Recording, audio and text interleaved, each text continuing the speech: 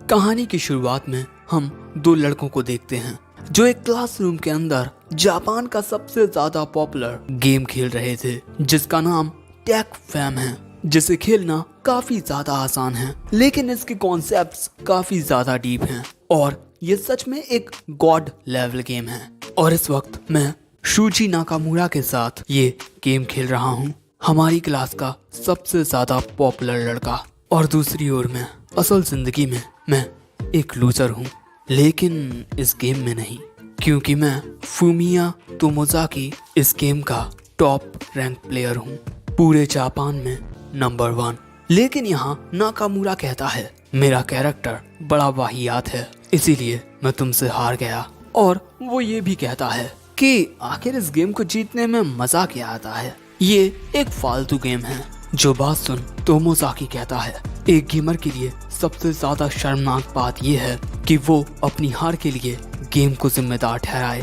तुम अपने कैरेक्टर को कमजोर समझते हो, है ना? तो मैं तुम्हारे कैरेक्टर के साथ ये गेम जीत कर दिखाता हूँ, और अगर इस बार भी मैं जीतता हूँ तब तुम अपनी हार मानोगे और तुम्हें ये बात माननी होगी कि टेक फैम एक गॉड लेवल गेम है। और दूसरी बार भी तोमोजाकी जीतता है। हारने के बाद नाकामुरा अपनी दो क्लासमेट से मिलता है।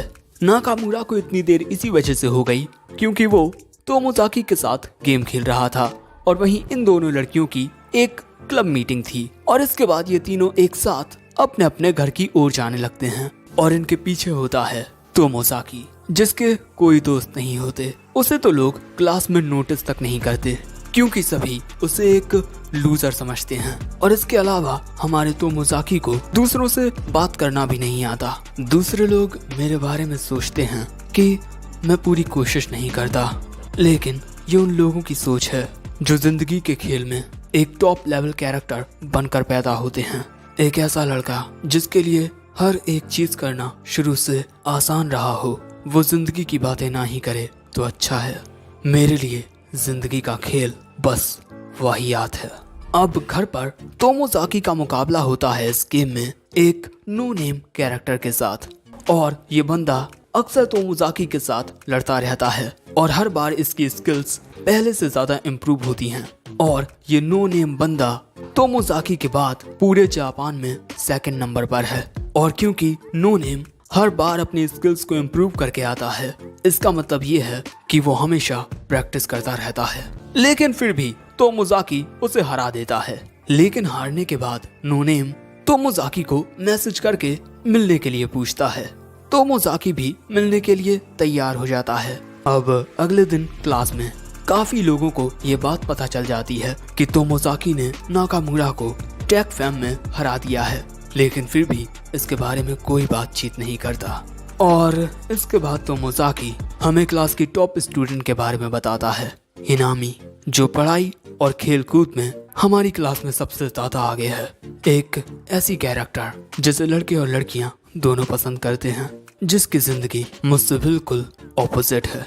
लेकिन लंच ब्रेक के दौरान हिनामी तोमोजाकी के पास आकर कहती है, मैंने सुना तुमने नाकामुरा के साथ टेक फेम खेला, हर कोई इसी बारे में बात कर रहा है, वैसे तुम दोनों में से जीता कौन?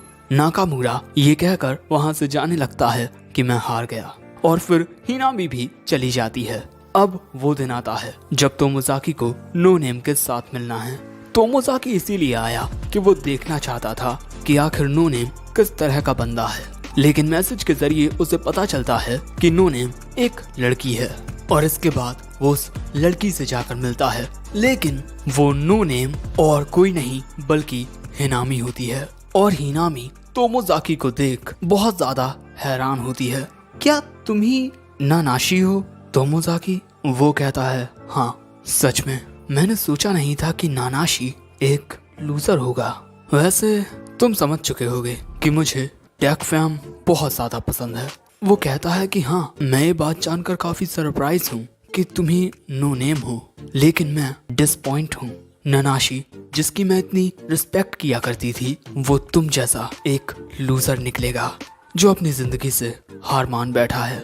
ये बात सुन तोमोजाकी कहता है, जब तुम किसी से पहली दफा मिलती हो तो इस तरह से बातें करती हो। हाँ, मैंने तुमसे गलत बोला, मुझे माफ कर दो, लेकिन जरा खुद को देखो, तुम किसी से मिलने के लिए आए थे और वो भी ऐसे कपड़े पहनकर। तुम्हारी जीन्स, तुम्हारे जूते, बाल पूरी तरीके से बिखरे हुए और अनफिट शर्ट। तुम सच में एक लूजर हो। और माफ करना, मैंने तुमसे फिर से रूडली बात की और अब मुझे यहाँ से चलना चाहिए। लेकिन तभी तोमोजाकी कहता है, आखिर तुम क्या समझो कि मैं कैसी जिंदगी जीता हूँ? मेरे लिए जिंदगी एक वाहियात खेल है। मेरे जैसा एक लो लेवल कैरेक्टर जिसमें कोई कॉन्फिडेंस नहीं है और ना ही उसे दूसरों के साथ बातें करना आता है। आखिर मैं इस जिंदगी के खेल में तुम्हारे जैसे टॉप लेवल कैरेक्टर के सामने कैसे जीत सकता हूँ? जिंदगी के खेल में कोई नियम नहीं होते। तुम जितनी चाहे मेहनत कर लो, तुम्हें कुछ नहीं मिलेगा। और मुझे तुम जैसे लोग बिल्कुल पसंद नहीं हैं। तुम जैसे लोगों की जिंदगी शुरुआत से ही कितनी आसान होती है और इसी वजह से तुम्हें जिंदगी जीने में इतना मजा आता है। लेकिन मैं हमेशा लोगों के बीच में भी खुद को अकेला महसूस करता हूँ। मेरी जिंदगी इतनी मजेदार नहीं है और मेरी जिंदगी जैसी भी हो मुझे इससे कोई एतराज नहीं। लेकिन तुम्हें अपने बनाए हुए नियम मुझ पर लगाने की कोई जरूरत नहीं है। लेकिन हिनामी कहती है कि तुम्हें शायद से ये बात पता नहीं कि जिंदगी जीने में कितना ज्यादा मजा आता है और इसीलिए तुम जिंदगी को एक वाहियात खेल समझते हो। तुम अपनी हार का दोष गेम को देते हो। कितनी शर्मनाक बात है। तुम खुद को एक गेमर कहने के लायक नहीं। मैं तुम्हारी ये बात मानता हूँ, लेकिन असल जिंदगी में हम कैरेक्टर्स को बदल नहीं सकते। अगर मैं तुम्हारी तरह शुरुआत से ही एक टॉप लेवल कैरेक्टर होता, अट्रैक्टिव, स्मार्ट, एथलेटिक, तो मेरी जिंदगी भी मजेदार होती। अब ये बात सुन हिनामी तोमोजाकी का हाथ पकड़ लेती है और इसके बाद वो उसे अपने घर पर लेकर आती है। अब इससे पहले कि तोमोजाकी को समझ पाता, उस कमरे में एक लड़की आती है। तोमोजाकी को लगता है कि ये हिनामी की छोटी या बड़ी बहन है, लेकिन असल में यही आओई हिनामी होती है। उसने अपना मेकअप हटा दिया है। जो बात सुन तोमोजाकी हैरान हो जाता है और इसके बाद हिनामी कहती है कि बस कुछ चीजों को ध्यान में रखकर तुम अपने अपीयरेंस को काफी ज्यादा चेंज कर सकते हो। लेकिन मैं एक लड़का हूँ, मैं मेकअप थोड़ी लगा सकता हूँ। वो कहती है कि तुम अभी तक समझे नहीं। एक पर्सन का अपीयरेंस दो बातों पर डिपेंड करता है, एक्सप्रेशन एंड पोस्चर। जरा मुझे देखो, एक्सप्रेशन एंड पोस्चर। अब समझे? मेरे स्टैट्स हाई लेवल के नहीं हैं। मेरी जिंदगी भी तुम्हारी तरह ही थी, लेकिन मैंने खुद को बदला है और इसीलिए मैं ये कह सकती हूँ कि तुम भी खुद को बदल सकते हो। बस तुम्हें कोशिशें करने की जरूरत है। जैसे मैं जितनी चाहे कोशिश कर लूँ, लेकिन मैं टैग फैम में नानाशी को कभी हरा ही नहीं पाती थी, इसीलिए मैं उसकी इज्जत करती थी। लेकिन जब मैंने देखा कि असल जिंदगी में नानाशी तुम हो, जो अपनी जिंदगी में कुछ भी करने की कोशिश ही नहीं कर रहे और हमेशा बस सच्चाई से भाग रहे हो, इस बात से मुझे बहुत गुस्सा आया कि मैं जिस इंसान की इतनी ज्यादा इज्जत करती हूँ वो एक लूजर है, जो मुझे भी एक लूजर बनाता है। देखो, भले से ही तुम्हें ऐसा लगता हो कि जिंदगी के कोई नियम नहीं होते, लेकिन अगर तुम इसमें ध्यान दो तब तुम्हें पता चलेगा कि इसमें कुछ कंसिस्टेंट रूल्स का कॉम्बिनेशन होता है। जिंदगी एक अल्टीमेट गॉड लेवल गेम है और मैं तुम्हें एक एक करके जिंदगी के ये नियम सिखाऊंगी। मैं अभी भी जिंदगी को एक वाहियात खेल समझता हूँ, लेकिन मैं तुम्हारी ये बात मानता हूँ कि अपनी हार के लिए तुम गेम को दोष नहीं दे सकते। ये एक गेमर के लिए सबसे बड़ी शर्मनाक बात है और मैं भी तुम्हारी काफी इज्जत करता हूँ। नो नेम, तुमसे हर दफा लड़ते वक्त मैंने ये देखा है कि तुमने हर बार खुद को इम्प्रूव किया है और मैं तुमसे पूछना चाहता हूँ, तुमने कहा कि जिंदगी एक गॉड लेवल गेम है, तो मुझे बताओ कि आखिर क्यों? हिनामी कहती है, जितना मैं जानती हूँ जिंदगी का खेल फर्स्ट प्लेस का है। जैसा मैंने सोचा था, जो लोग जिंदगी को एक गॉड लेवल गेम समझते हैं वो दूसरे गेम्स को इज्जत नहीं देते। लेकिन तभी हिनामी कहती है कि जिंदगी एक फर्स्ट लेवल का गेम है, बिल्कुल टैग फैम की तरह। मैं कह सकती थी कि जिंदगी का खेल सबसे ज्यादा बेहतर होता है, लेकिन टैग फैम भी फर्स्ट प्लेस पर आता है। लेकिन शायद से ये मानना काफी ज्यादा मुश्किल हो सकता है कि दो गेम फर्स्ट प्लेस पर आए। लेकिन हिनामी की ये बात सुन तोमोजाकी को उसकी बातें समझ आने लगती हैं। मैं हमेशा से टैग फैम खेलता आया हूँ। सभी लोग मेरे कैरेक्टर की तारीफ करते हैं, लेकिन कभी किसी ने मेरी स्किल्स की तारीफ नहीं की। मैं सोचता था कि मुझे किसी के अप्रूवल की कोई जरूरत नहीं है। मैं हमेशा से ये मानता आया हूँ कि टेक फैम एक गॉड लेवल गेम है, लेकिन आओई हिनामी जो जिंदगी के बारे में बहुत कुछ जानती है, उसने मुझसे कहा है कि जिंदगी का खेल टेक फैम जितना ही मजेदार है। और अब मैं भी अपने एफर्ट्स को पहचान रहा हूँ। मैंने टेक फैम खेला, उससे मुझे रिजल्ट्स मिले और इसीलिए वो मुझे एक गॉड लेवल गेम लगने लगा। लेकिन दूसरी ओर मैं जिंदगी के खेल को वाहियात समझता था। और अब तोमोजाकी कहता है, तुमने कहा जिंदगी एक गॉड लेवल गेम है। अगर ये सच है तो मेरे अंदर का गेमर इसे खेलना चाहता है, क्योंकि जब तक मैं एक गेम को खेलूंगा नहीं, मुझे पता कैसे चलेगा कि एक गेम गॉड लेवल है या वाहियात। अब तुम मुझे इस खेल के नियम सिखाओ। हिनामी बताती है, जिंदगी एक ऐसा खेल है जिसमें बहुत फ्रीडम होती है और यहाँ तुम अपना कैरेक्टर खुद बना सकते हो। अब इसके बाद हिनामी तोमोजाकी को मास्क देती है, क्योंकि आगे की बातें ये दोनों लंच करते हुए करेंगे। इसके बाद ये दोनों एक कैफे में आते हैं और यहाँ हिनामी तोमोजाकी को जिंदगी के कैरेक्टर के बारे में सिखा रही थी, जैसे pretty mode on, pretty mode of. तुम्हारे चेहरे की मुस्कुराहट काफी सारी चीजों को बदल सकती है, इसीलिए अब से तुम ज्यादातर वक्त ये मास्क पहने रहोगे। तुम्हें मास्क के अंदर मुस्कुराने की जरूरत नहीं है, बस अपनी मसल्स को मिमिक करते हुए प्रैक्टिस करते रहो। और इसके बाद उन दोनों की खाने की डिशेस आती हैं और हिनामी तोमोजाकी से कहती है कि अगले हफ्ते हम पुराने स्कूल के स्विंग रूम 2 में मिलेंगे, स्कूल के शुरू होने से पहले और खत्म होने के बाद, और वहाँ हम तुम्हारी परफॉर्मेंस को रिव्यू किया करेंगे।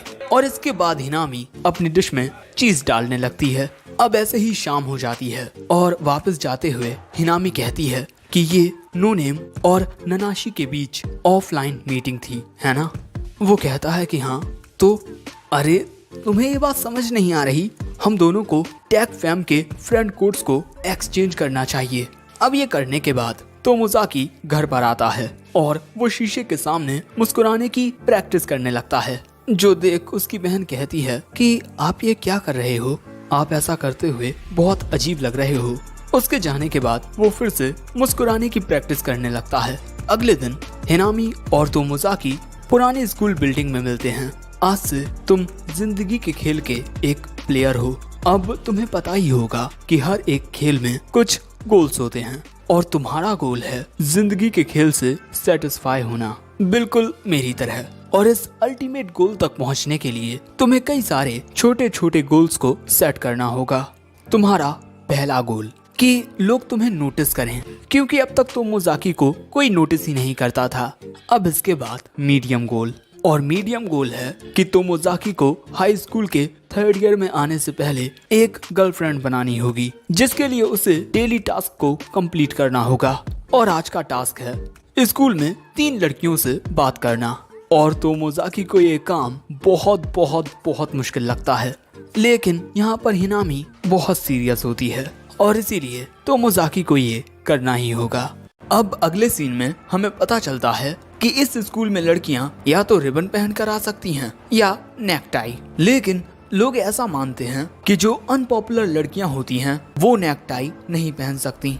अब हिनामी ने मुझसे कहा है कि आज मुझे स्कूल में 3 लड़कियों से बात करनी है। 2 लड़कियों को हिनामी खुद ही सजेस्ट कर चुकी है, पहली यूजू इजुमी और दूसरी मिनामी नानामी, और तीसरी लड़की को मैं खुद ही चुन सकता हूँ।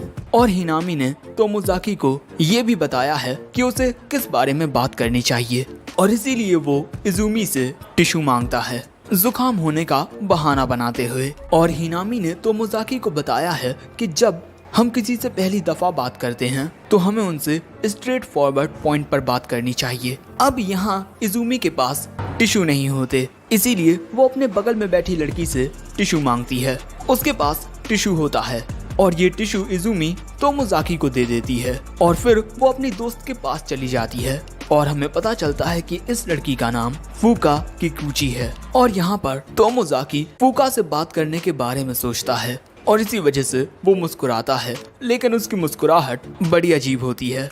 और ये सब हिनामी दूर से देख रही थी।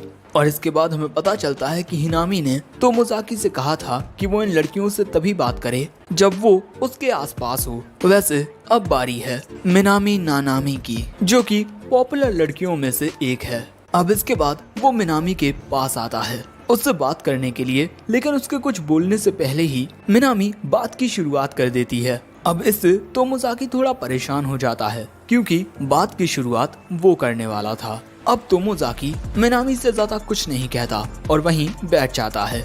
अब इसके बाद वो फिर से मिनामी से बात करने की कोशिश करता है और उसकी फालतू की बातें सुनकर मिनामी जोर जोर से हंसने लगती है क्योंकि उसकी बातें बुड्ढों जैसी थीं। और तभी वहाँ पर मिनामी की दोस्त आ जाती है। वो पूछती है कि क्या हुआ, लेकिन तभी मिनामी उसके पास जाकर उसे गले लगा लेती है और इसके बाद बताती है कि तोमोजाकी किसी बुढ़े की तरह बात कर रहा है। ये बात सुन उसकी दोस्त पूछती है तोमोजाकी से कि तुमने इससे क्या कहा, मुझे बताओ। अब इससे पहले कि तोमोजाकी कुछ कहता, वहाँ नाकामुरा और उसके दोस्त आ जाते हैं। सो मिनामी इन्हें बताती है कि तोमोजाकी बहुत ज्यादा फनी है। सो नाकामुरा के दोस्त पूछते हैं कि क्या फनी बातें कर रहे हो तोमोजाकी। सो अब तोमोजाकी उन्हें बताना शुरू करता है और तोमोजाकी की ये बेजान सी बातें सुनकर इन तीनों को तो जरा भी हंसी नहीं आती, लेकिन मिनामी जोर जोर से हंसने लगती है। वहीं तोमोजाकी देखता है कि मिनामी की दोस्त उसे ही घूरे जा रही है। वहीं तोमोजाकी की बातों पर हंसने की वजह से नाकामुरा और उसके दोस्त मिनामी को बड़ा अजीब कह रहे थे और उनकी इस बातचीत में तोमोजाकी कुछ नहीं कहता।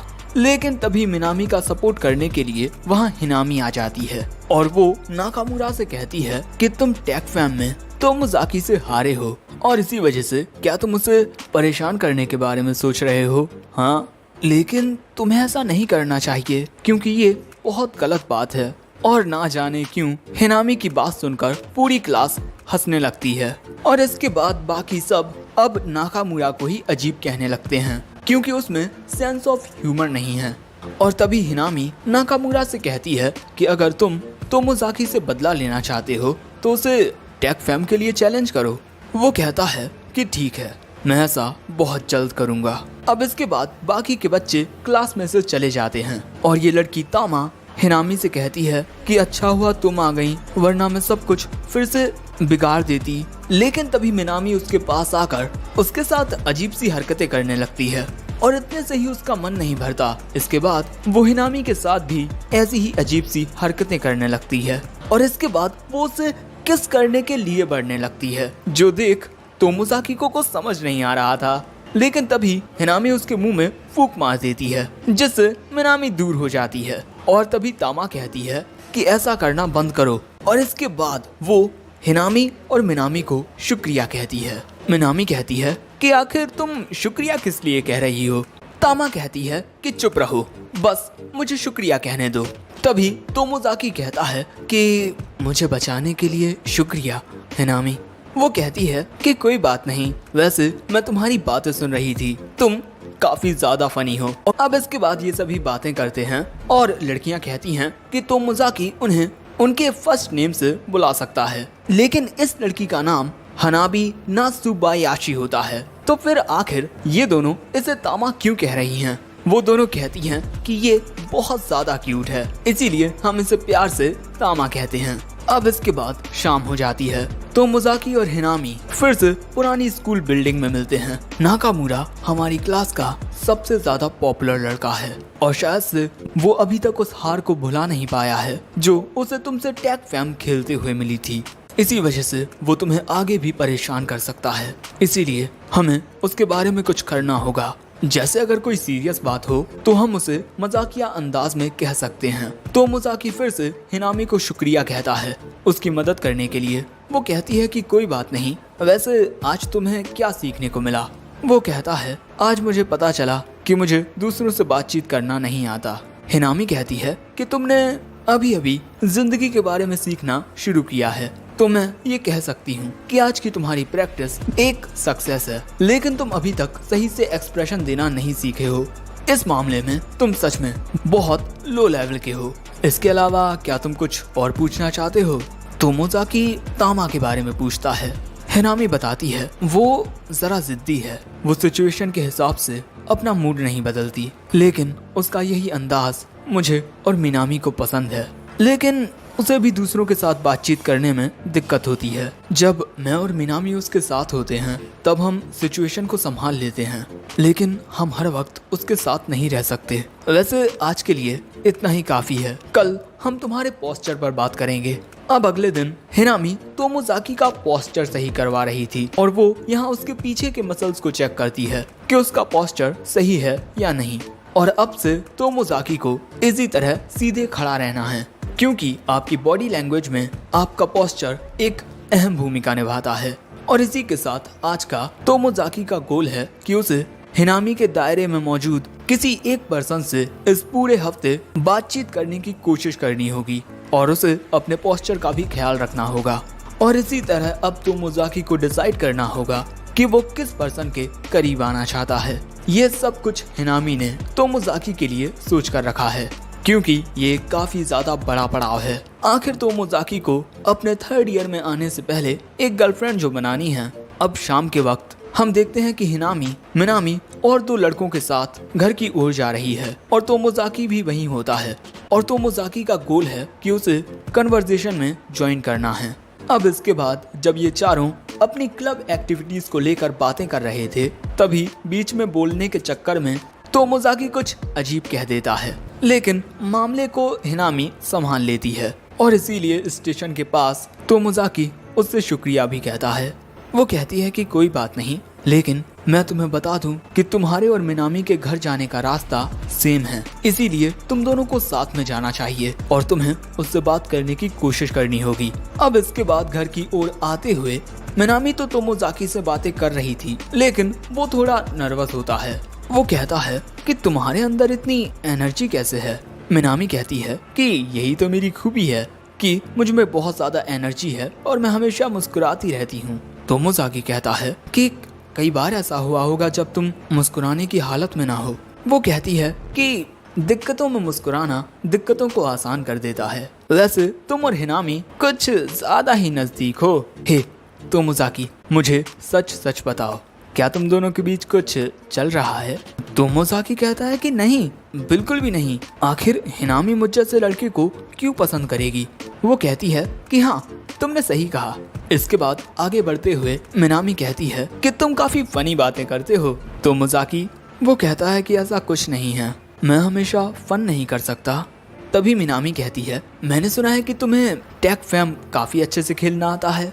तोमोजाकी कहता है कि हाँ, मुझे वो काफी पसंद है, लेकिन मैं टेक फैम इसीलिए नहीं खेलता क्योंकि मैं मजे करना चाहता हूँ, बल्कि इसीलिए खेलता हूँ क्योंकि मुझे टेक फैम पसंद है। ये बात सुन मिनामी कहती है कि तुम्हारी ये बातें काफी हद तक तामा की तरह हैं। वो दूसरों को खुश करने के लिए ऐसा कोई काम नहीं करती जो उसे पसंद ना हो, लेकिन उसका यही अंदाज तो मुझे बहुत पसंद है। दूसरी ओर मैं बातों को मजेदार बनाने के लिए कुछ भी कह देती हूँ, लेकिन सच कहूँ तो तामा की दिक्कतों के सामने मेरी दिक्कतें तो कुछ भी नहीं हैं। तोमोजाकी कहता है कि हाँ, शायद से उसके लिए चीजें काफी मुश्किल होती होंगी। मिनामी कहती है कि हाँ, इसीलिए मैं हमेशा उसे प्रोटेक्ट करने की कोशिश करती हूँ।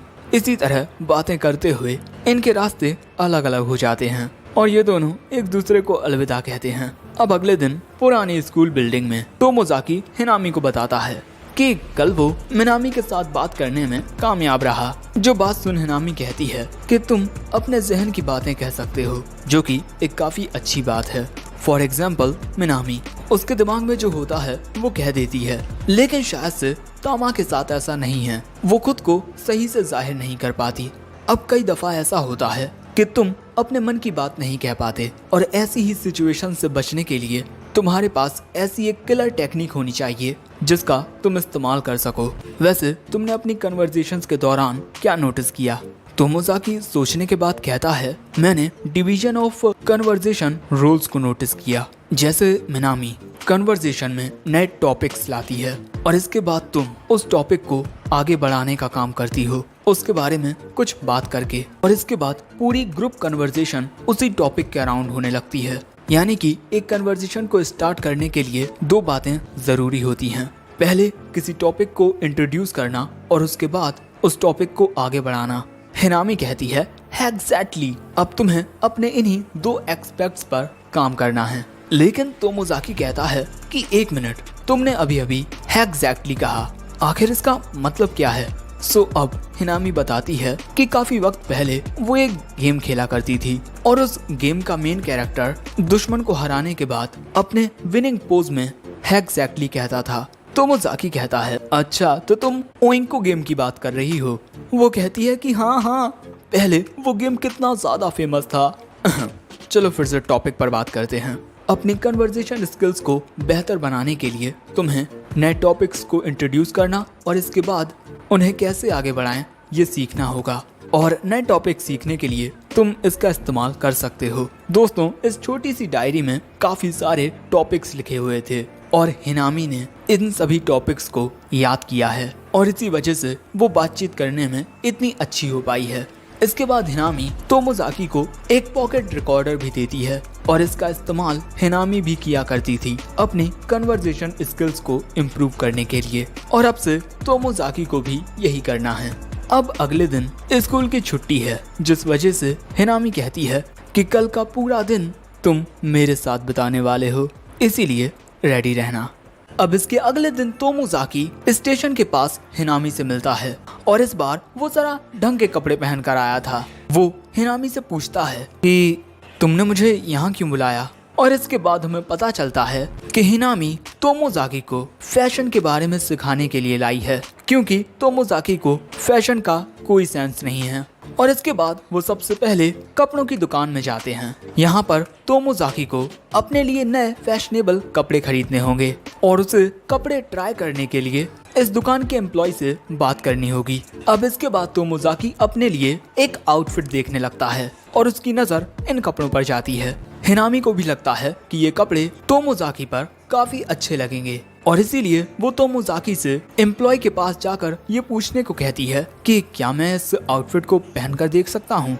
लेकिन बेचारा तोमोजाकी काफी ज्यादा नर्वस होता है, इसीलिए वो एम्प्लॉय के साथ अच्छे से बात नहीं कर पाता और इसी वजह से हिनामी उसकी मदद करती है। इसके बाद हम देखते हैं कि तोमोजाकी उन कपड़ों को खरीद चुका है और इसके बाद ये दोनों एक कैफे में आते हैं लंच करने के लिए और इसके बाद ये दोनों जाएंगे तोमोजाकी के बाल कटाने के लिए।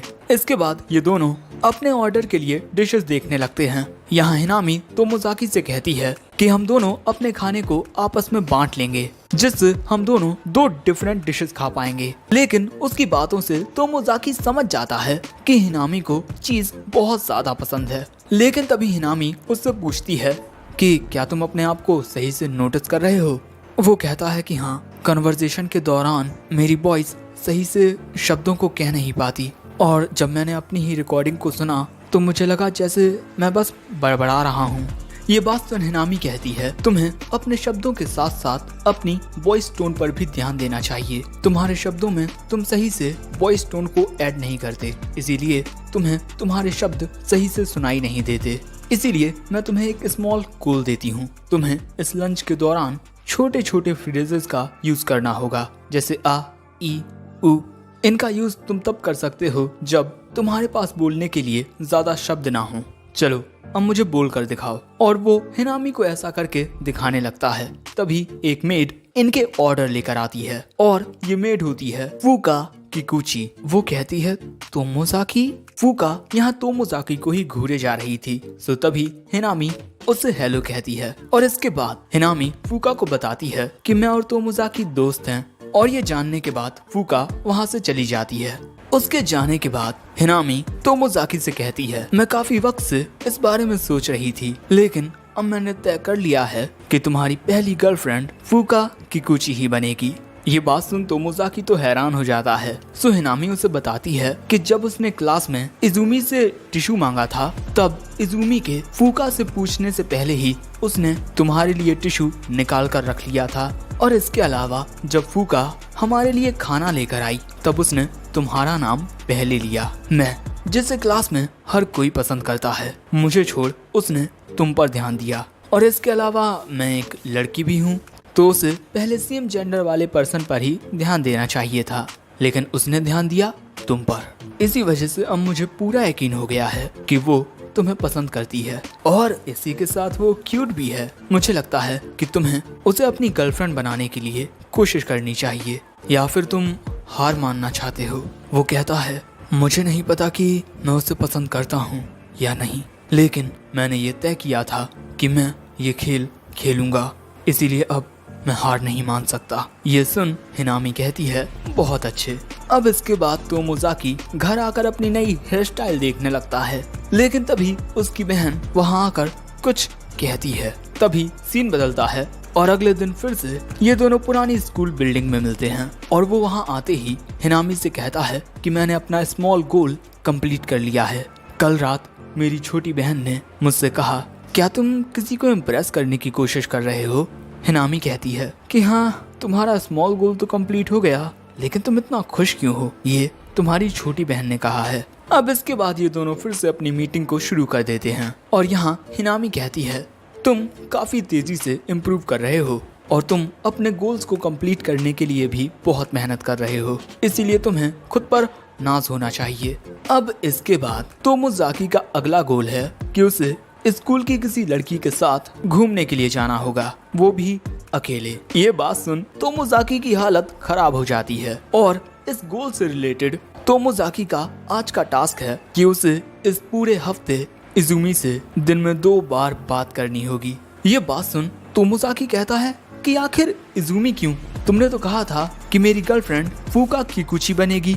वो बताती है कि असल जिंदगी गेम से थोड़ी अलग होती है। जब किसी एक लड़की के साथ तुम्हारा अफेक्शन लेवल बढ़ता है, तब दूसरी लड़कियों के साथ वो लेवल ऑटोमेटिकली ही बढ़ने लगता है और इसी तरह तुम्हारे स्टेटस भी इम्प्रूव होते जाएंगे। और अब यहाँ पर तोमोजाकी को हिनामी की बात माननी ही पड़ती है। उसे इस पूरे हफ्ते दिन में 2 बार इजुमी से बात करनी होगी। अब इसके बाद क्लास में तोमोजाकी इजुमी से बात करने की कोशिश करता है। वो उससे अपने एक असाइनमेंट से रिलेटेड सवाल पूछता है, लेकिन इजुमी ने अब तक वो असाइनमेंट नहीं किया है, जिससे तोमोजाकी का पोपट हो जाता है। और इसके बाद तोमोजाकी बात को आगे बढ़ा ही नहीं पाता और इजुमी वहाँ से चली जाती है। और तभी हिनामी तोमोजाकी को मैसेज करके बताती है कि वो कल की सुबह वाली मीटिंग में 10 मिनट देरी से आएगी। अब शाम के वक्त स्कूल की छुट्टी के दौरान, इससे पहले कि तोमोजाकी इजुमी से बात करने की कोशिश कर पाता, वो चली जाती है। और अब इनकी शाम वाली मीटिंग में हिनामी तोमोजाकी से कहती है कि आज की तुम्हारी परफॉर्मेंस जरा भी अच्छी नहीं थी, लेकिन तुम्हें पूरे हफ्ते कोशिश करनी है, समझे?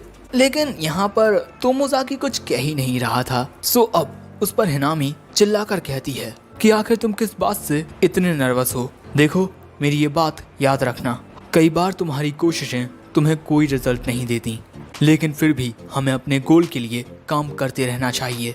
और अगर तुम बार बार लगातार कोशिशें करते रहोगे तो कभी ना कभी तुम्हारी कोशिशें जरूर रंग लाएंगी। और इसके बाद फिर से तोमोजाकी मोटिवेट हो जाता है। और अब जब तोमोजाकी इजुमी से बात करने के लिए जाता है, तब वो अपनी गलतियों को ध्यान में रखता है कि उसे क्या करना है और क्या नहीं। और फ्राइडे के दिन हिनामी तोमोजाकी को एडवाइस देती है कि उसे इजुमी के अपीयरेंस की तारीफ करनी चाहिए। और अगले दिन तोमोजाकी ऐसा ही करता है। और इतने दिन गुजर जाने के बाद वो लाइब्रेरी में आता है। वो ये सब करते हुए काफी ज्यादा थक चुका था, लेकिन तभी उसके पास फूका आती है। वो कहता है कि तुम यहाँ क्या कर रही हो? फूका कहती है, मैं हर दिन लाइब्रेरी में आती हूँ और मैं कुछ दिनों से तुम्हें भी हर दिन लाइब्रेरी में आते हुए देख रही हूँ।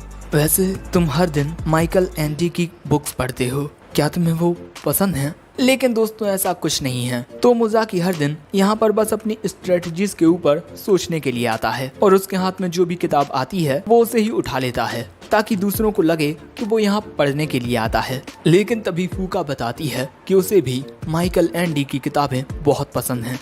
और यहाँ तोमोजाकी फूका की हाँ में हाँ मिला देता है। और इस बात से फूका बहुत ज्यादा खुश हो जाती है कि तोमोजाकी को भी माइकल एंडी की किताबें पसंद हैं। और इसके बाद वो तोमोजाकी से थोड़ी बात करने के बाद कहती है कि तुमसे बात करके मुझे बहुत अच्छा लगा तोमोजाकी।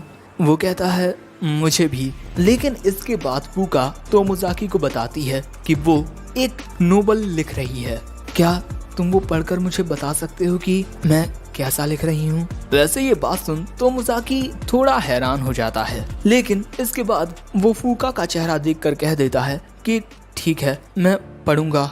ये बात सुन फूका खुश होते हुए कहती है कि इस बात को तुम हम दोनों के बीच एक सीक्रेट रखना, क्योंकि मैंने अब तक वो नोबल किसी को नहीं दिखाई है। तोमोजाकी पूछता है तो फिर तुम मुझे क्यों दिखा रही हो?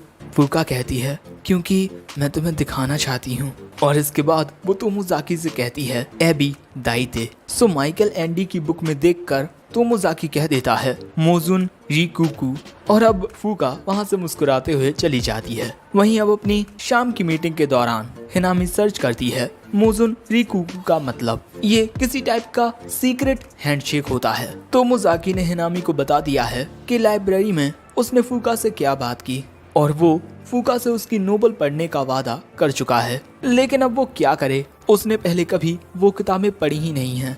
मैंने उसे सच ना बताकर गलतफहमी को और बढ़ा दिया है। सो हिनामी कहती है कि अब ज्यादा जरूरी ये है कि तुम आगे क्या करते हो। तुम फुका के साथ डेट पर जा सकते हो और वहाँ माइकल एंडी की कोई बातें करना ही मत, लेकिन तोमोजाकी को ऐसा करना सही नहीं लगता। और अपने इस हफ्ते के टास्क में तोमोजाकी जैसे तैसे पास हो गया है। अगर गेम के नजरिए से देखा जाए तो तुम इजुमी के साथ बात नहीं कर पाए, इसीलिए फेल हो चुके हो, लेकिन गेम ओवर होने के बाद तुम फिर से शुरुआत कर सकते हो। लेकिन जिंदगी के खेल में तुम्हें लगातार कोशिशें करती रहनी चाहिए, लेकिन वो चीज जो जिंदगी के खेल को सबसे ज्यादा यूनिक बनाती है। जिंदगी में जब तुम किसी बैटल को हार जाते हो तब उससे तुम्हें एक्सपीरियंस मिलता है, और इसी तरह तुमने इजुमी के साथ लगातार कोशिशें करते हुए अपने एक्सपीरियंस को बढ़ाया है, इसीलिए अब तुम लेवल 3 के बन चुके हो। अब मीटिंग के खत्म होने के बाद तोमोजाकी अपने घर के लिए जाने लगता है, लेकिन तभी वो बाहर इजुमी को बैठा हुआ देखता है, जिसे देखकर लग रहा था जैसे वो उदास हो। और क्योंकि मेरा टास्क कंप्लीट हो चुका है इसीलिए मुझे उससे बात करने की जरूरत नहीं है, लेकिन फिर भी तोमोजाकी उसके पास जाकर बात करने की कोशिश करता है, लेकिन उसके पास कोई टॉपिक ही नहीं होता। इसीलिए वो हिनामी की एडवाइस को याद करता है कि जब तुम्हारे पास कोई टॉपिक ना हो तब तुम उसके अपीयरेंस और उसके एक्सप्रेशन के बारे में बात कर सकते हो। और इसीलिए वो इजुमी से कहता है कि तुम इतनी मनहूस क्यों लग रही हो। वो कहती है कि क्या कहा तुमने? वो कहता है कि मुझे माफ कर दो, और इसके बाद उसे वहाँ से जाना ही सही लगता है। लेकिन तभी इजुमी उससे कहती है कि तुम टैग फैम बहुत अच्छा खेल लेते हो, है ना? क्या तुम मुझे टैग फैम खेलना सिखा सकते हो?